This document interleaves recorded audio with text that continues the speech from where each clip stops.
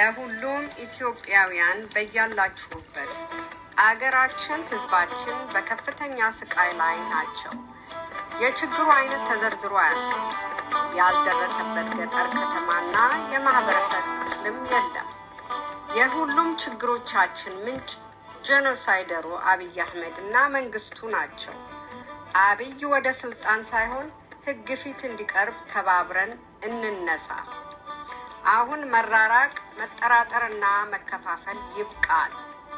ፔቲሽኑን በፍጥነት ፈርመን ላልደረሳቸው እናስተላልፍ። ይህ ጊዜ የማይሰጠው ጉዳይ ነው። ስለዚህ ጄኖሳይደሩ አብይ አህመድ ወደ አይሲሲ ለማቅረብ በተጀመረው ዘመቻ ከስር ባለው ሊንክ ፔቲሽኑን በመፈረም ድርሻውን ይወጡ። በመቀጠል ለሁሉም ኢትዮጵያዊ በማዳረስ ህዝባዊ ግዴታውን እንዲወጡ የብሔሮች አጋርነት ሶሊዳሪቲ ኦፍ ኔሽንስ ኢን ኢትዮጵያ በክብር ይጠይቆታል።